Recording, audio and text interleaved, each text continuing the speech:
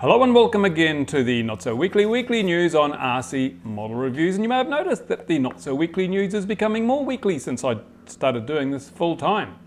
And I have a list of stuff. First up, the mailbox, of course, as usual. And what did I get in the mailbox this week? Well, not very much because we're still suffering the hangover from the Chinese New Year. But I did get this, the Superhead 2 600 TV line security camera, which is basically an FPV camera. And I'm quite surprised because I didn't order this that long ago. It actually arrived last weekend, I think it was. Yeah, I think it was last weekend. So it took about a week from the time I ordered it till the time it arrived from my mailbox, which is brilliant. And it only came registered mail, didn't come courier. And it came from Hong Kong, although the company, the Security Camera 2000 company, seems to be based in Canada. But the products, they're drop shipped from Hong Kong. And it was really, really quick. I was most impressed. Certainly if they give that kind of service to everyone, then I'd recommend them. Very nice. They're easy to deal with. I had a few questions.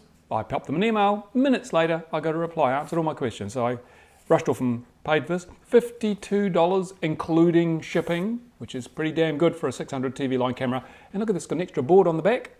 Because it's got an on-screen display, the number of parameters you can set up for this camera are quite amazing. You can change the gamma, which is sort of the contrast curve. You can change all sorts of things. It's supposed to have wide dynamic range, which will make it easy to fly with a bright sky and a dark ground. I'm looking really forward to testing this thing, and that's what I'll be doing this week. Hopefully this afternoon I might get it on the FPV backpack and review it. So the review of this should be up pretty shortly. Excellent. And it comes in this box here. It was a bit of a squashed fit in that box actually, probably the only negative side. And it comes with a tiny little mini CD that probably has the manual on it, but I haven't looked yet, so it'll all be part of the review. You'll find out all about it in the review.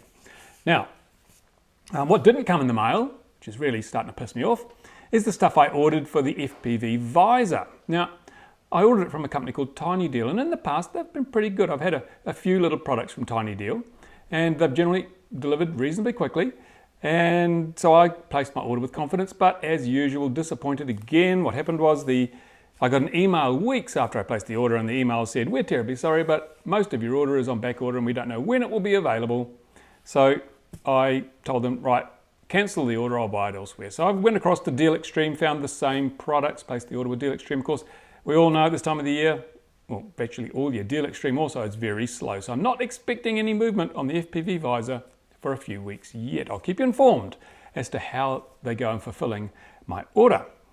Now, what else have we got here? Backpack. Yes, the FPV backpack. Everyone's saying, where is it? Where is it? When can we build it? Well, I'm onto the third revision of the little circuit board, and I'm putting up the web pages in the next few days because it's much easier to do web page information than on YouTube. There'll be a web page that'll have the circuit diagram. It will have the printed circuit board layout, the constructional step-by-step, put it together, but I'll do a video as well.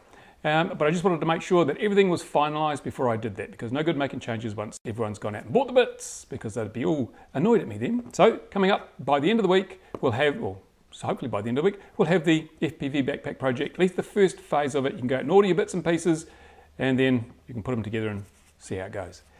I'm going to do two versions of the FPV backpack, because one version will have surface mount components, and it's a little bit harder to solder, a little bit trickier. So I'm going to do that version for those who are confident with their soldering and want the smallest, lightest possible version.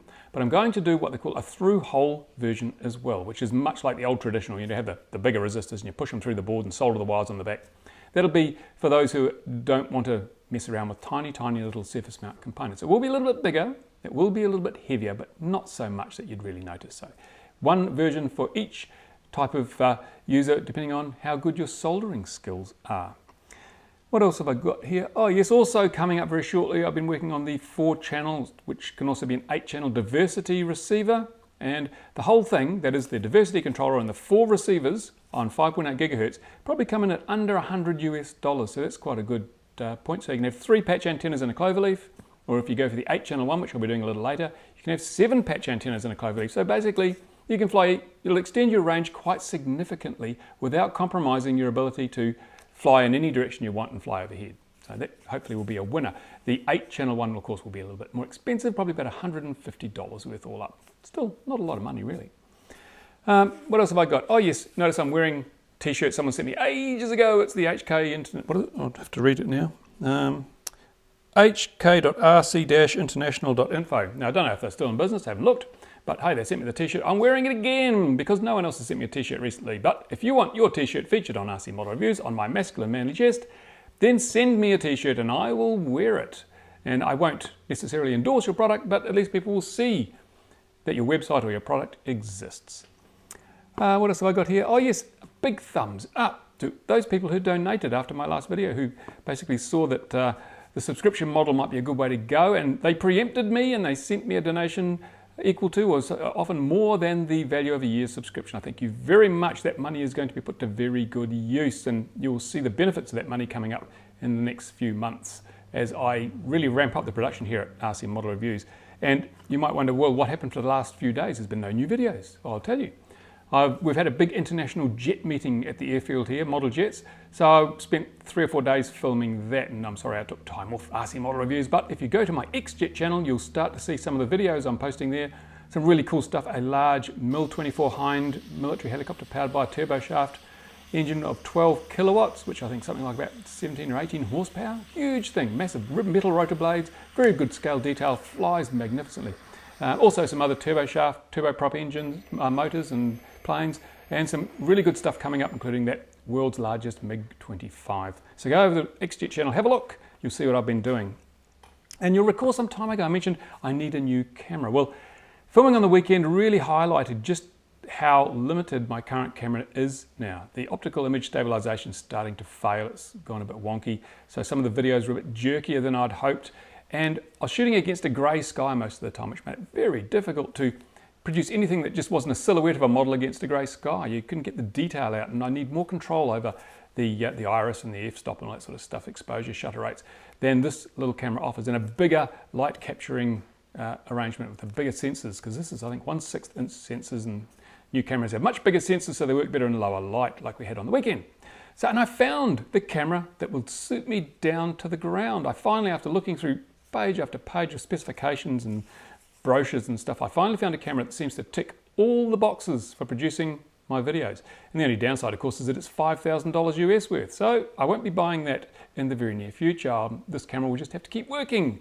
It's not worth buying something as a stopgap, because even the cheapest stopgap camera that's going to tick most of the boxes will be about $3,000. So I think I'm better off waiting, saving up another $2,000 and buying what will do me for probably the next 7 or 8 years at least.